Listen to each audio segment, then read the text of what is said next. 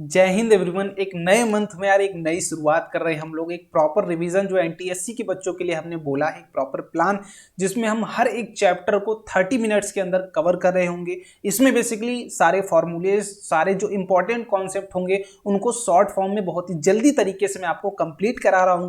तो make sure आप इसको सपोर्ट करिए और कमेंट करके जरूर बताइएगा कैसा रहा आज का लेक्चर और क्या चीजें मिस करी हैं, जरूर गाइड करिएगा ताकि नेक्स्ट टाइम जब भी हमारी प्लान हो उसमें हम उस चीजों को करेक्ट करें और बहुत ही प्यारे तरीके से हम चैप्टर को कंप्लीट करें। ठीक है, तो आज का जो चैप्टर है वो मोशन, ठीक है, जिसमें आपको पूरी की पूरी मैं पहले ओवरव्यू दूंगा, उसके बाद स्टार्ट करूंगा। ठीक है, बाकी जो सबसे इंपॉर्टेंट बात कि इस लेक्चर के बाद सेम टॉपिक का हम लोग प्रैक्टिस सेशन करेंगे, that is at the rate Unacademy पर। क्लियर, अनअकैडमी पर। और आपको परेशान होने वाली बात नहीं है, इसकी नोट्स भी आपको मिल जाएगी टेलीग्राम ग्रुप में, ठीक है, जिसको आपका लिंक नीचे मिला है डिस्क्रिप्शन बॉक्स में। इसकी पूरी की पूरी सेशन की पीडीएफ मैं वहां प्रोवाइड कर दूंगा और link that is Unacademy session का लिंक बेटा आपको डिस्क्रिप्शन बॉक्स में अगेन मिल जाएगा, जहां पर अपन क्या करने की कोशिश करेंगे, पूरी की पूरी प्रैक्टिस सेशन करने की कोशिश करेंगे।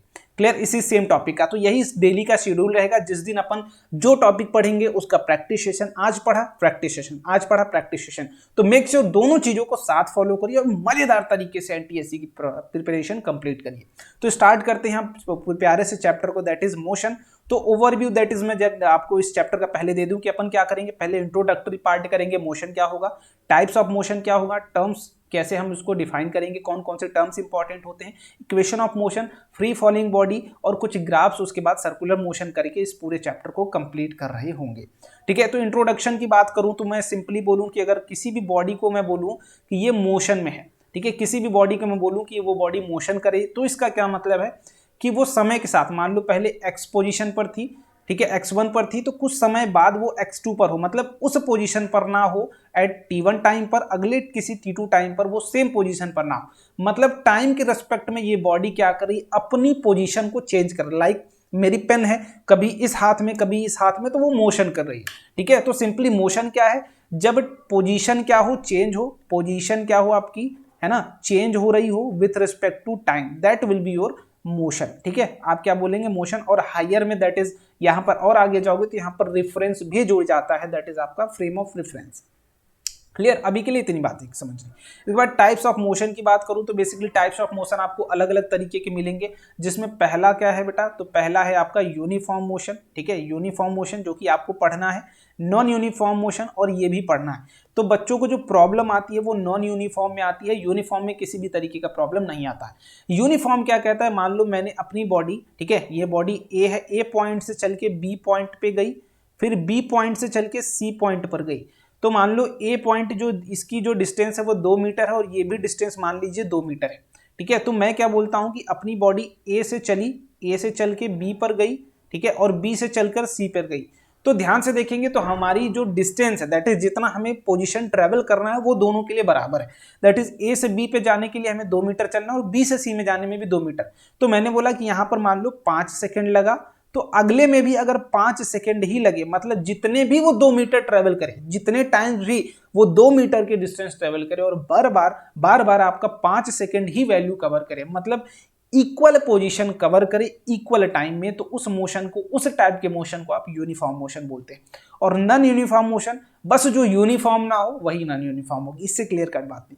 मतलब अनइक्वल टाइम हो, ठीक है, अनइक्वल टाइम हो, अनइक्वल टाइम हो, या फिर अनइक्वल पोजीशन कवर हो। ठीक है, अनइक्वल, ठीक है, हाँ, that is equal, unequal distance coverage हो, बस इतनी बात। ठीक है, दो तरीके का, दैट इज यूनिफॉर्म मोशन जिसमें इक्वल टाइम में इक्वल आपका डिस्टेंस कवर होनी चाहिए, नॉन यूनिफॉर्म में just opposite, that is unequal time में अनइक्वल डिस्टेंस। खत्म कहानी, चलो आओ अगले पे। दैट इज, अब कुछ टर्म है जो मोशन में काफी इंपॉर्टेंट है कि बॉडी आपकी मोशन कर रही है, तो कुछ उसके पास होंगी कुछ चीजें, वो क्या क्या है, दैट इज पहले डिस्टेंस आती है, डिस्प्लेसमेंट आती है और एक्सेलरेशन आती है। तो ये तीनों क्वांटिटीज ऐसी हैं जो आपकी पूरी मोशन में इन्वॉल्व होगी, और यही पूरी की पूरी क्वांटिटी अगर आप समझ लेते हैं तो पूरा मजा आ जाना है। ठीक है, तो स्टार्ट करते हैं। तो इसमें सबसे पहली चीज जो आती है, कुछ टर्म्स होती है, that is physical quantity. Physical quantity क्या होती है, ऐसी क्वांटिटी जिसका यूज करके हम अपनी सारी मैकेनिक्स वाली चीजों को दिखाने की कोशिश करते हैं। तो ये दो तरीके की होती हैं, एक स्केलर क्वांटिटीज होती हैं और कौन सी एक होती है, वेक्टर क्वांटिटीज। ठीक है। तो स्केलर क्वांटिटी क्या है भाई? ऐसी क्वांटिटी जिन्हें सिर्फ मैग्नीट्यूड से मतलब हो। मैग्नीट्यूड का क्या मतलब है भैया? तो ये बता दीजिए। जैसे मैं बोलूं कि अगर मान लो, अगर मैं बोला कि तुम्हारी दैट इज तुमने क्या है, तुम्हारा वेट 5 किलो है, ठीक है, 5 किलो है, तो सिर्फ तुम्हारे वेट के अमाउंट से, मैग्नीट्यूड का मतलब क्या है?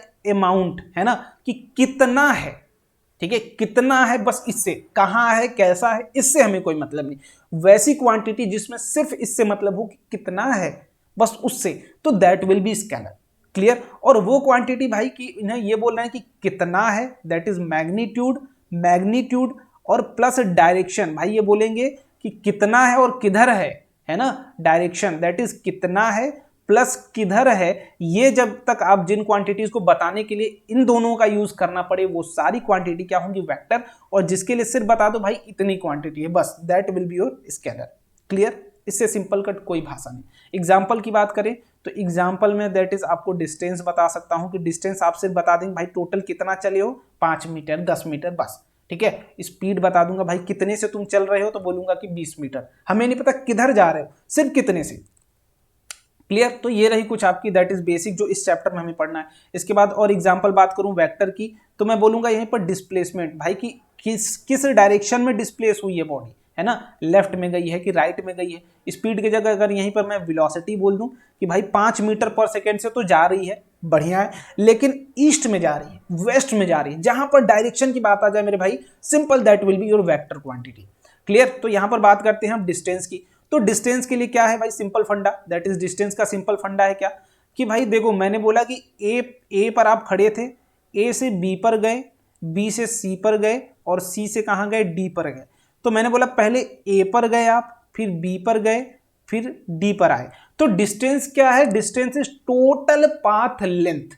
बेसिकली क्या है? ये एक लेंथ है, जो भी बॉडी आपकी ट्रेवल करिए, टोटल पाथ लेंथ। उसे मतलब नहीं आप कैसे गए, कहां गए, उसे कोई मतलब नहीं, कहां कहां गए हो उससे मतलब। तो अगर डिस्टेंस की बात करूं तो ए से बी की डिस्टेंस प्लस बी से सी की डिस्टेंस प्लस डी से सी की डिस्टेंस, जो टोटल पाथ लेंथ होती है दैट इज डिस्टेंस। और इसकी जो यूनिट हम यूज करते हैं, यूनिट लेंथ है, तो इसे मीटर में यूज करिए या फिर सेंटीमीटर में यूज करिए, आप ये बताते हैं।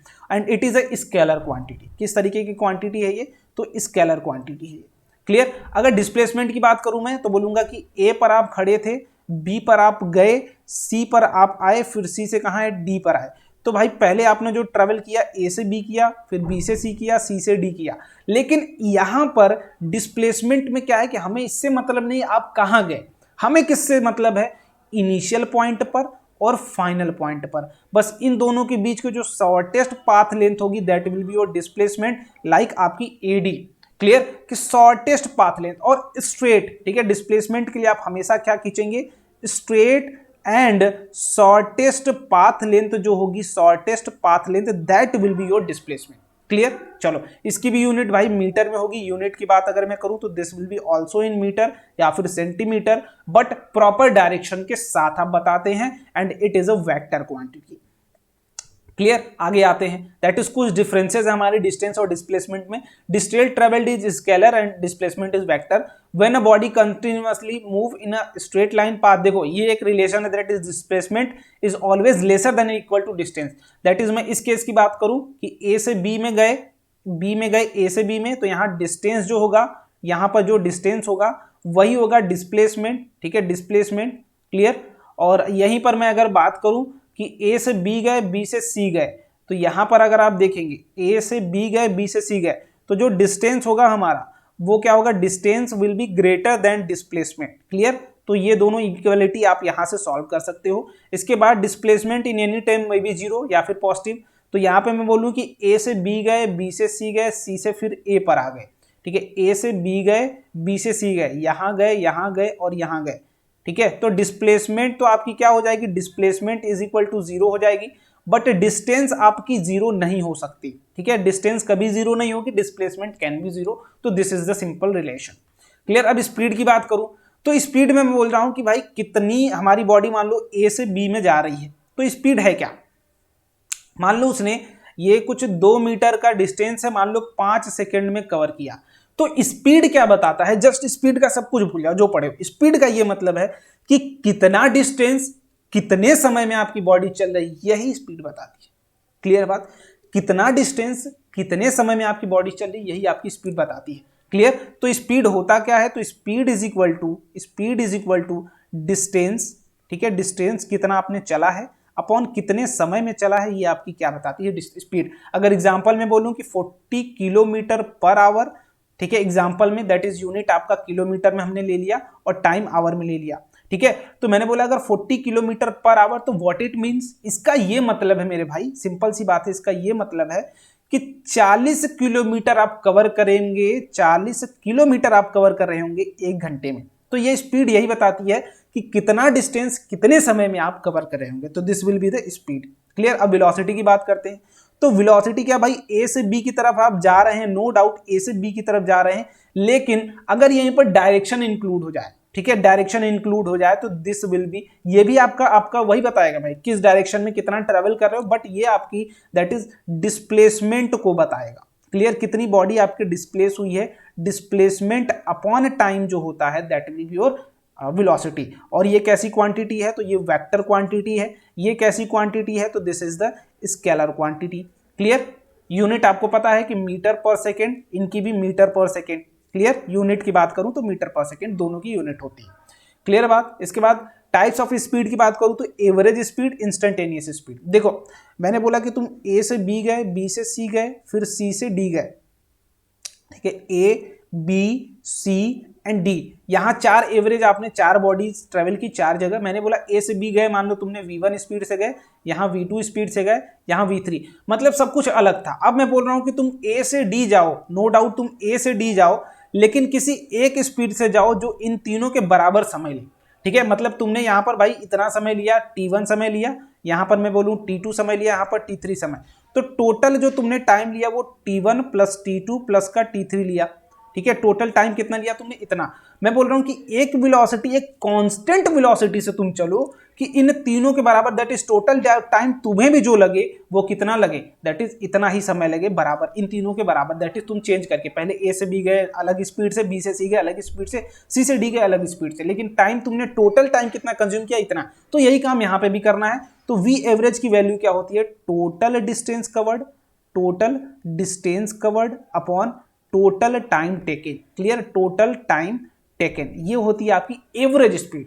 और इंस्टेंटेनियस, मैंने मान लो इस पॉइंट पर अगर आपसे किसी एक स्पेसिफिक पॉइंट पर पूछ दूं, मान लो ये 10 सेकेंड, 10 बज रहे हैं, यहाँ पर 10 AM हो रहा है, ठीक है। मान लो कि तुम बी पर हो और 10 AM हो रहा है। अगर मैं आपसे उसी इंस्टेंट पर पूछ दूं, मतलब किसी एक फिक्स टाइम पर पूछ दूं, है ना, किसी एक फिक्स टाइम पर पूछ दूं, फिक्स इंस्टेंट पर, लाइक 10 बजे आपकी स्पीड कितनी थी, 12 बजे कितनी थी, 1 बजे कितनी, किसी एक फिक्स टाइम पर, तो दैट विल बी इंस्टेंटेनियस, और इसकी जो वैल्यू होती है वो dx अपॉन dt होती है।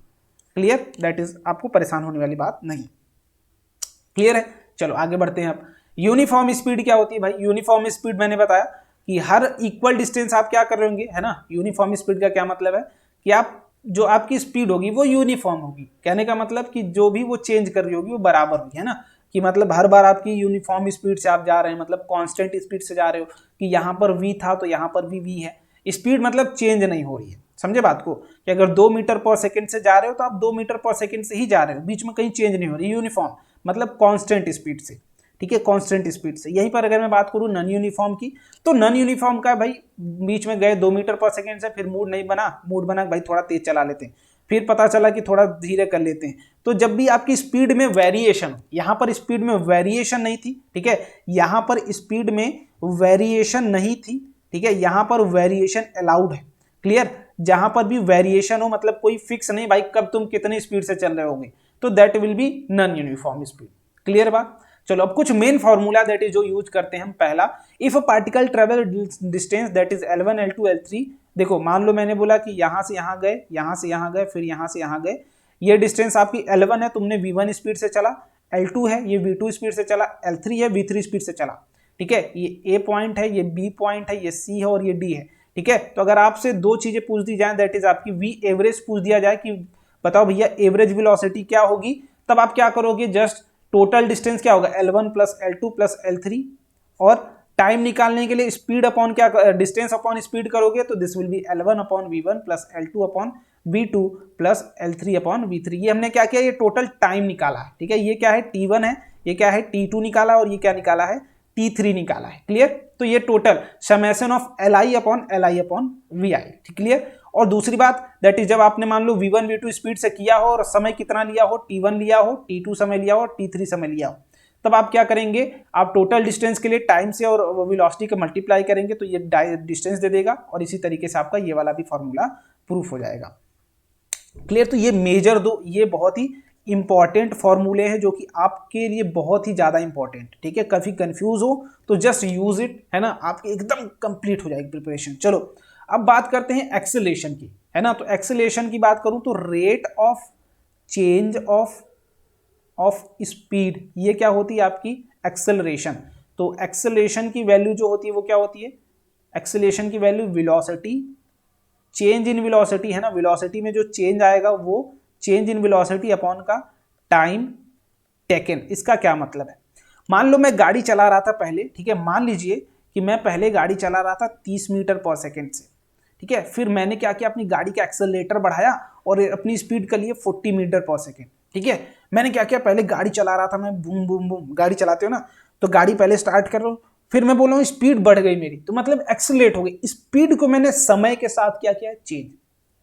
देखो वो क्वांटिटी जो हमारी स्पीड की चेंज को बताए समय के साथ, वो क्या होती है, एक्सेलरेशन। जैसे मैंने बोला कि एक्सेलरेशन, इसकी वैल्यू क्या होती है भाई, मीटर पर सेकेंड, और ये क्या होती है, सेकेंड, तो यूनिट ओवरऑल क्या आ जाएगी, मीटर पर सेकेंड स्क्वायर। मैंने बोला कि आपकी बॉडी 1 मीटर पर सेकेंड स्क्वायर है एक्सेलरेशन आपकी बॉडी का। तो इससे हम क्या समझते हैं, इसका मतलब कि मेरी बॉडी 1 मीटर पर सेकेंड वेलोसिटी अपनी इंक्रीज कर रही होगी 1 सेकेंड में। बात क्लियर है, बात क्लियर है कि मेरी बॉडी की स्पीड हर सेकेंड 1 मीटर पर सेकेंड बढ़ जा रही है।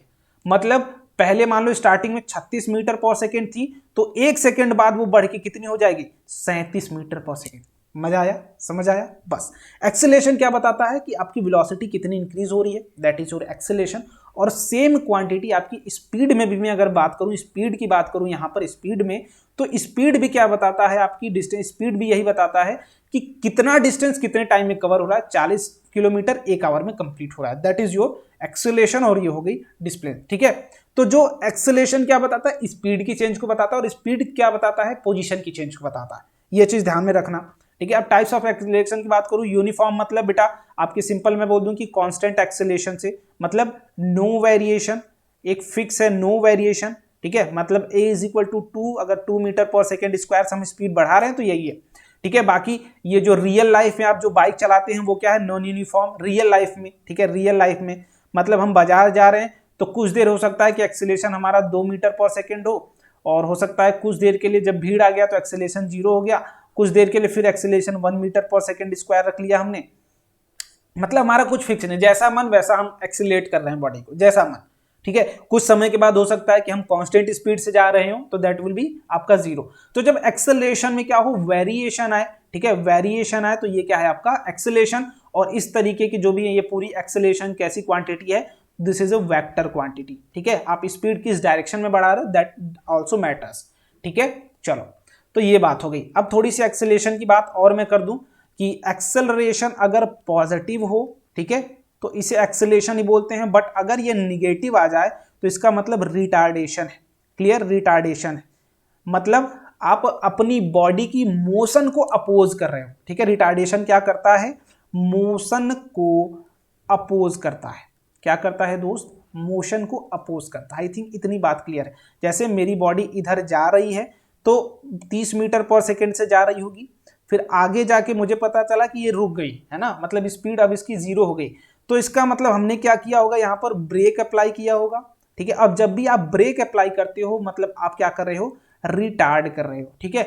मतलब मोशन के अपोजिट डायरेक्शन में अगर एक्सेलरेशन हो तो दैट विल बी निगेटिव। समझ में आई बात, कि कोई भी क्वांटिटी अगर मोशन के डायरेक्शन में नहीं होगी तो दैट विल बी निगेटिव।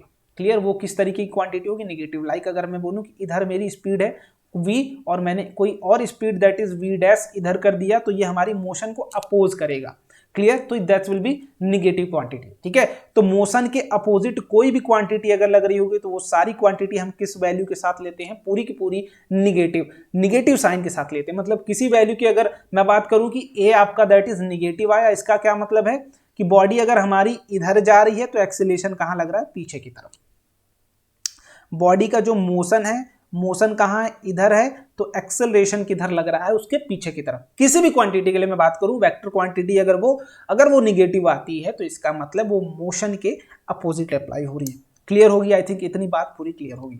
चलो, मजा आया। ठीक है, अब बात करते हैं डिस्प्ले कुछ ग्राफ्स की, that is displacement versus time की ग्राफ। देखो, डिस्प्लेसमेंट वर्सेस टाइम का ग्राफ क्या है भाई, कांस्टेंट वेलोसिटी से जब आप मूव करो, लाइक यूनिफॉर्म मोशन का ग्राफ हो, तो यूनिफॉर्म मोशन का ग्राफ आपका इस तरीके का होगा। मतलब एक्सेलरेशन क्या होगा इसके लिए, acceleration will be zero, constant velocity होगी। क्लियर? और यहाँ पर दूसरा that is ST graph, straight line incline. इसका क्या मतलब भाई, यहाँ पर दैट इज वेलोसिटी क्या है आपकी, निगेटिव है। क्लियर? मतलब पहले आपकी पोजीशन यहाँ थी, पोजीशन बदल रही है, मतलब उल्टे डायरेक्शन में आप जा रहे हैं। ठीक है, पहले आप यहाँ थे, ठीक है, यहाँ पर किसी मान लो 2 मीटर पर थे और आपका रिफरेंस ये था, तो आप वापस चल के आ रहे हैं उस पॉइंट पर, जबकि आपने माना है कि ये पॉजिटिव डायरेक्शन है, मतलब उल्टी डायरेक्शन में। वेलोसिटी क्या है आपकी, निगेटिव है। क्लियर? कांस्टेंट है नो डाउट, लेकिन निगेटिव है। यहाँ पर भी एक्सेलरेशन जीरो है। क्लियर? यहाँ पर भी एक्सेलरेशन जीरो है, but velocity is negative. Clear? इसके बाद body with accelerated motion, that is body का जब एक्सेलरेशन हो, जब बॉडी के पास एक्सेलरेशन हो तब एसटी वर्सेस ग्राफ, और इस केस में एक्सेलरेशन क्या होता है, पॉजिटिव। और ध्यान से देखिएगा, जब भी एसटी ग्राफ इस तरीके का हो, मतलब इस पूरे ग्राफ का कोई भी हिस्सा अगर एस वर्सेस टी ग्राफ है आपके पास, अगर ऐसा ग्राफ कभी मिले और इस तरीके का अपवर्ड ओपन पैराबोला आपको, इसका कोई भी एक छोटा सा हिस्सा, इतना इतना इतना, इसका क्या मतलब, एक्सेलरेशन पॉजिटिव होगा। और डी एक्सेलरेशन मोशन हो, दैट इज अपोजिट डायरेक्शन में आपकी रिटार्ड हो रही है बॉडी, मतलब समय के साथ आपकी स्पीड दैट इज घट रही है, तो दैट इज योर ये। और इसका ग्राफ अगर कभी भी एसटी ग्राफ इस तरीके का मिले तुम्हें, एसटी ग्राफ, ठीक है, एसटी ग्राफ मतलब डाउनवर्ड पैराबोला, इसमें का इतना हिस्सा तुम्हें दे दिया जाए या इतना या फिर इतना, तो इसमें टोटल आप क्या बोलेंगे, एक्सेलरेशन इज निगेटिव। क्लियर? तो ग्राफ जरूर याद कर लेना। वेलोसिटी टाइम ग्राफ और कांस्टेंट वेलोसिटी, भाई समय के साथ वेलोसिटी चेंज नहीं हो रही बट एक्सेलरेशन इज जीरो, तो एक्सेलरेशन जीरो है तो ये ग्राफ होगा, और कांस्टेंट वेलोसिटी का भी यही ग्राफ होगा। क्लियर? इसके बाद the body is moving with constant retardation, retard हो रही है बॉडी, मतलब वेलोसिटी क्या हो रही है, डिक्रीज कर रही है समय के साथ। तो आप देख पा रहे होंगे यहाँ पर डिक्रीज भी कर रही है, मतलब एक्सेलरेशन नो डाउट होगा लेकिन निगेटिव होगा। क्लियर? चलो, चौथी बात करो, तीसरी बात, that body is accelerated and initial velocity is zero. जब वेलोसिटी जीरो होगा तो ये 0 पॉइंट से शुरू होगी और एक्सेलरेट करके इस तरीके से जा रही होगी, मतलब एक्सेलरेशन क्या होगा, ग्रेटर देन जीरो होगा, मतलब पॉजिटिव होगा। Clear? Body is D accelerated, जब जीरो वेलोसिटी से ही आपको डी एक्सेलरेट कर दिया जाए, मतलब एक्सेलरेशन की वैल्यू निगेटिव हो अपोजिट डायरेक्शन में, तो दैट विल बी इस तरीके का ग्राफ आपका बन रहा होगा। क्लियर? चलो, एक्सेलरेशन टाइम ग्राफ भाई बना सकते हैं। कांस्टेंट एक्सेलरेशन के लिए पॉजिटिव, मतलब आपकी एक्सेलरेशन बढ़ाई जा रही है, एक्सेलरेशन समय के साथ घट रही है, तो इस तरीके का ग्राफ आप बना पाते हैं। ठीक है, अब बात करते हैं इक्वेशन ऑफ मोशन। देखो, मोशन में कुछ इक्वेशंस हैं, ठीक है, इक्वेशंस हैं, बट ये इक्वेशन आप कभी अप्लाई करोगे जब आपका यूनिफॉर्म एक्सेलरेशन का हो मोशन। ठीक है, यूनिफॉर्म एक्सेलरेशन के साथ, मतलब कांस्टेंट एक्सेलरेशन के साथ अगर आपकी बॉडी मूव कर रही है कांस्टेंट एक्सेलरेशन के साथ, तभी आप ये फॉर्मूला जो भी मैं बताऊंगा आप अप्लाई करेंगे, अदरवाइज इसको अप्लाई नहीं करेंगे। क्लियर है बात? तो फर्स्ट इक्वेशन क्या है, that is v is equal to u plus a t. यहाँ पर v क्या है, तो v है दैट इज फाइनल स्पीड। ठीक है, फाइनल स्पीड क्या है आपकी, और u क्या है, इनिशियल स्पीड, मतलब जब आप शुरू किए थे, एकदम स्टार्ट किए थे, तब आपकी कितनी स्पीड थी। a क्या है, a इज एक्सेलरेशन, और t क्या है, टाइम कंज्यूम्ड। ठीक है, टाइम टेकन, कितना टाइम आपने लिया। तो ध्यान से देखो, मैंने बोला कि यहाँ बॉडी मेरा बराबर दैट इज t बराबर 0 पे शुरू हुई थी, यहाँ पर पहुंची कुछ t बराबर 2 सेकेंड में। तो पहले मान लो 10 मीटर पर सेकेंड से चल रही थी और बाद में कितने पर हो गई, 30 मीटर पर सेकेंड पर हो गई। तो यहाँ पर मैं वैल्यूज आपको बता दे रहा हूँ, कैसे आप एज्यूम करते हो किस तरीके से। 10 मीटर क्या होगी आपकी, u होगी, और 30 मीटर क्या होगी, v होगी, और समय आपको पता है। ठीक है, तो यहाँ से आप एक्सेलरेशन आपसे पूछा जाएगा कि कितने बॉडी को एक्सेलरेशन दिया जाए कि उसकी स्पीड इतनी चेंज हो। एक्सेलरेशन क्योंकि स्पीड चेंज को बताता है, तो यहाँ से एक फॉर्मूला और आपके सामने आता है, that is a is equal to v minus u upon का t। ठीक है, तो ये भी आप यहाँ से समझ सकते हैं, दैट इज u को आप इधर भेज देंगे तो वो हो जाएगा। तो ये फर्स्ट इक्वेशन है। तो आप फर्स्ट इक्वेशन इस ऐसे केसेस में लगा सकते हैं जब आपको, दैट इज देखो ध्यान रखना, कोई भी इक्वेशन तभी लगानी है, दैट इज ये इक्वेशन जब इनमें से वैल्यू पूछी और इन्हीं की वैल्यू गिवन हो, ध्यान रखना। ठीक है, आगे बात करते हैं, सेकेंड इक्वेशन की बात करते हैं। सेकेंड इक्वेशन ऑफ मोशन की बात करते हैं, दैट इज अब सेकेंड की बात करूं तो s is equal to u t plus का हाफ ए टी स्क्वायर। यहां पर भी यूनिफॉर्म एक्सीलरेशन होना चाहिए, बस s क्या है तो s is a displacement travelled, ठीक है। डिस्प्लेसमेंट आपकी बॉडी ने कितना करा है ये आपकी क्या बताती, s बताती, ठीक है। डिस्प्लेसमेंट ट्रेवल्ड, क्लियर बात। और बाकी सारे सेम है, u इज इनिशियल वेलोसिटी, ठीक है, u is initial velocity and v is अपना t भी वही है, सेम है। सेकंड इक्वेशन आप तभी लगाएंगे जब t गिवन हो, u गिवन हो, a गिवन हो और s की वैल्यू पूछी हो, क्लियर। और थर्ड इक्वेशन क्या है बेटा, तो थर्ड इक्वेशन भी सिंपल है, that is v square is equal to u square plus 2a into s. हमें s पता लगाना है विदाउट टाइम, तो हम ये वाला इक्वेशन लगाएंगे और यहां पर भी सारी क्वांटिटीज आपको पता है, क्लियर। तो हम ये इनकी यूज कहां करते हैं, जब भी हम मोशन करते हैं तो हमें स्पीड पता लगाना हो गया, उसकी एक्सीलरेशन कितने समय में यहां से वहां पहुंचेगी बॉडी, तो वो सब कुछ निकालने के लिए आपको इन्हीं तीन इक्वेशन का यूज करना है। और ध्यान रखिएगा तभी यूज करेंगे जब आपका एक्सीलरेशन क्या हो, यूनिफॉर्म हो, क्लियर है बात, बहुत ही बढ़िया। और किस इक्वेशन का यूज कहां करना है, इसके लिए थोड़ा सा कॉमन सेंस की जरूरत पड़ेगी आपको, क्यों, क्योंकि टाइम अगर नहीं दिया है तो आप टाइम वाला इक्वेशन मत लगाइएगा, दैट इज ऊपर के दोनों इक्वेशन टाइम पे डिपेंडेंट है। मान लो आपको डिस्टेंस नहीं गिवन है तो आप पहला लगा सकते हैं, और तीसरा दैट इज तीसरा आप यहां पर यूज कर सकते हो कि डिस्टेंस आपको निकालना पड़ेगा। तो इस तरीके से आप जो भी चीजें गिवन हो उस तरीके से आप उसको यूज करो। अब यहाँ पर कुछ टाइम आता है body freely falling under gravity. मान लो मैंने बोला कि कुछ h हाइट से, ठीक है, h हाइट है किसी बिल्डिंग की, कोई बिल्डिंग की h हाइट से यहां से मैं क्या करता हूं, किसी बॉल को ड्रॉप करता हूं, ठीक है। बॉल को ड्रॉप करता हूं तो ऊपर से यहां आने का जो समय, दैट इज मैंने बॉल को क्या किया, यहां से ड्रॉप किया तो ऊपर से यहां आने का समय t हुआ, ठीक है। और यहां पर जब पहुंची ग्राउंड पर तो उसकी वेलोसिटी क्या हो गई, v।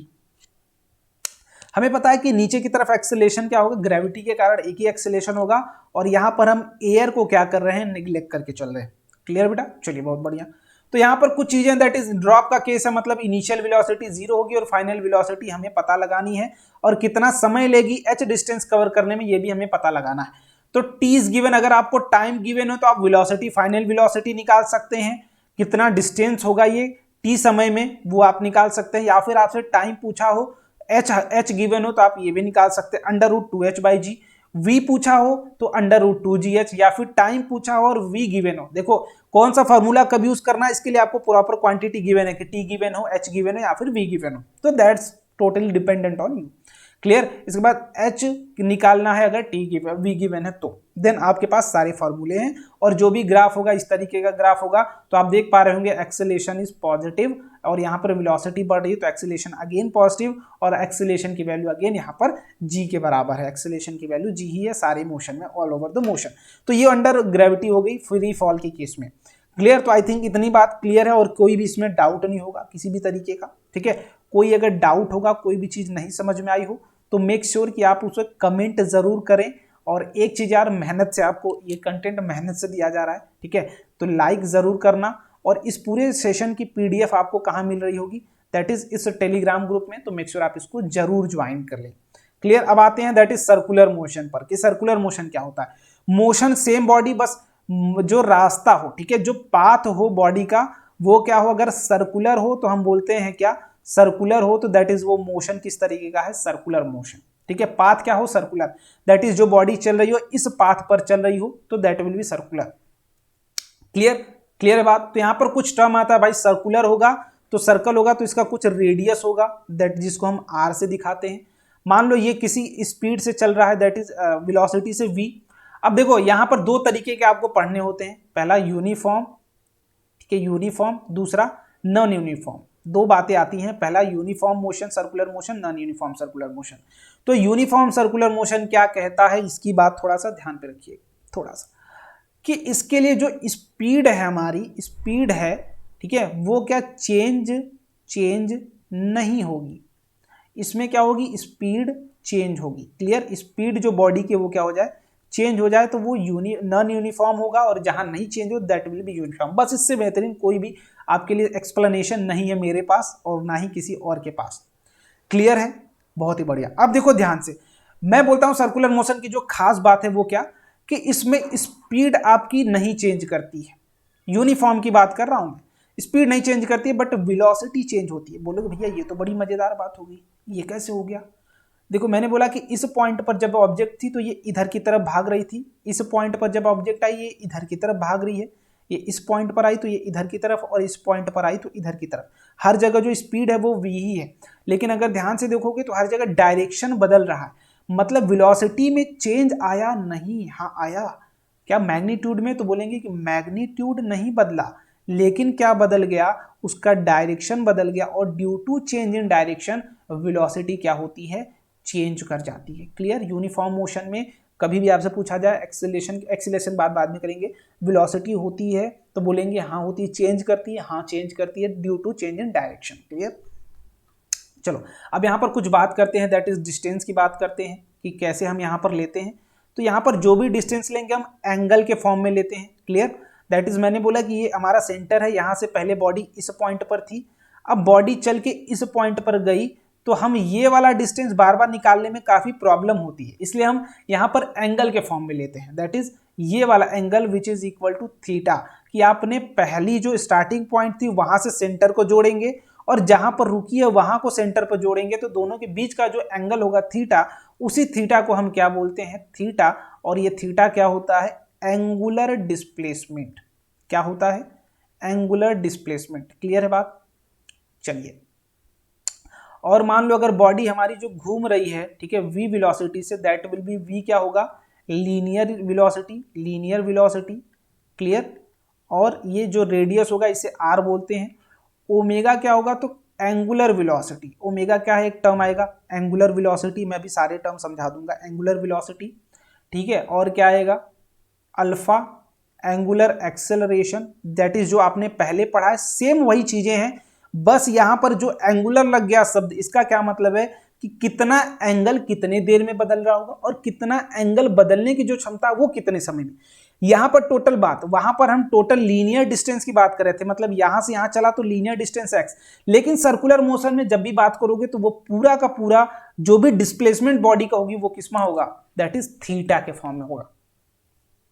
समझ में आई बात? थीटा के फॉर्म में कि कितना एंगल बॉडी डिस्प्लेस हुई है।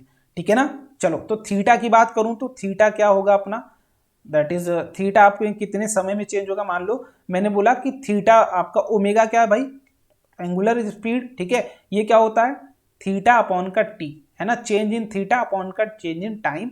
और यहीं से अगर अल्फा की बात करूं एंगुलर एक्सेलरेशन की, तो change in angular velocity upon change in time.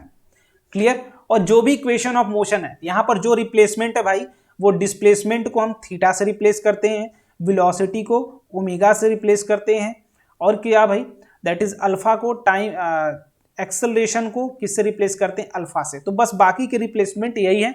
बाकी आप तीनों इक्वेशन, दैट इज कमेंट में आप मुझे इक्वेशन जरूर कमेंट करिएगा कि तीनों एंगुलर इक्वेशंस कैसे लगती है।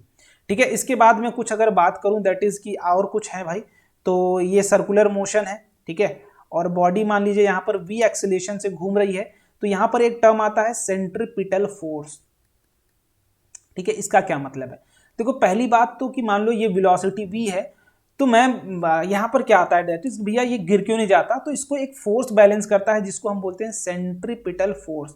ये इसको क्या करता है भाई, एक्सेलरेशन प्रोवाइड करता है, क्योंकि वेलोसिटी चेंज हो रही है, तो वेलोसिटी चेंज होने के लिए एक्सेलरेशन होना चाहिए। बट यहाँ पर हमने स्टार्टिंग में देखा था कि एक्सेलरेशन 0 था, है ना, बट कोई एक्सेलरेशन होगा जो इसको चेंज करा होगा। तो डायरेक्शन चेंज करने के लिए फोर्स रिस्पॉन्सिबल होता है, दैट इज सेंट्रीपिटल फोर्स, जिसे हम SC से दिखाते हैं। अगर बॉडी का मास m है तो इसकी जो वैल्यू होती है वो mv²/r होती है, दैट इज r रेडियस में अगर घूम रहे हैं।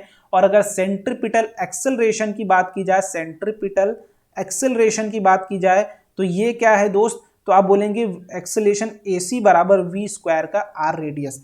तो ध्यान से देखो, सेंट्रीपिटल एक्सेलरेशन का काम क्या है, डायरेक्शन में चेंज लाना। ठीक है, डायरेक्शन में चेंज लाना मतलब यहां से यहां गई तुरंत डायरेक्शन पलट देगा, मतलब हर जगह ये बेसिकली अगर देखोगे तो पूरी की जो बात है वो क्या, कि एक्सेलरेशन, सेंट्रीपिटल एक्सेलरेशन ही रिस्पॉन्सिबल है आपकी सर्कुलर मोशन के लिए, सर्कुलर मोशन के लिए। क्लियर है बात, कि मतलब भाई हो सकता था बॉडी यहां थी और वेलोसिटी का भी डायरेक्शन ये था, तो ये सिंपली इधर चली जाती है ना, लेकिन ये क्या कर रहे हैं भाई साहब, हर बार डायरेक्शन बदल रहे हैं। तुमको बोल रहे हैं कि जैसे ही तुम इस पॉइंट पे थे तुमको इधर जाना था, थोड़ा सा आगे बढ़े तो इधर घुमा दिए, थोड़ा सा आगे बढ़े इधर घुमा दिए, यहाँ आए तो इधर घुमा दिए, यहाँ आए तो इधर घुमा दिए, मतलब तुम्हारी डायरेक्शन हर बार वो पलट दे रहे हैं। तो ये कौन कर रहा है? Centripetal acceleration. तो this will be the whole all about the today's lecture, और यही आज के लेक्चर में पूरी की पूरी मोशन के ऊपर कहानी थी।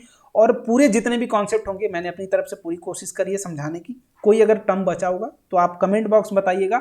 उसको जो हम प्रैक्टिस सेशन आज कर रहे होंगे, प्रैक्टिस सेशन दोस्त, प्रैक्टिस सेशन रात में अपन दैट इज कर रहे होंगे @9 PM पर, ठीक है, वहां पर क्लियर कर दूंगा। जो भी कॉन्सेप्ट आपका बचा होगा वहां पर क्लियर कर लेंगे। क्लियर? तो आई थिंक आपको पूरे सेशन में यार काफी मजा आया होगा और अच्छे तरीके से आपने सारे टर्म्स को समझा होगा, शॉर्ट टाइम फुल रिवीजन हुआ होगा, है ना? मजा आया तो कमेंट बॉक्स में जरूर बताना, और जाते जाते सेशन को जरूर लाइक करना। और जो दोस्त टेलीग्राम ग्रुप में नहीं है, सारे नोट्स आपको PDF यहीं पर डालूंगा मैं, यहीं पर आपको सारी चीजें मिलेंगी, तो मेक श्योर उसका फायदा उठाना ना भूलें। मिलते हैं अगले लेक्चर में एक नए चैप्टर के साथ और नए कॉन्सेप्ट के साथ। Bye bye, thank you so much, और ऐसा प्यार दिखाते रहिए, और वीडियो देखने के लिए again very very thank you so much.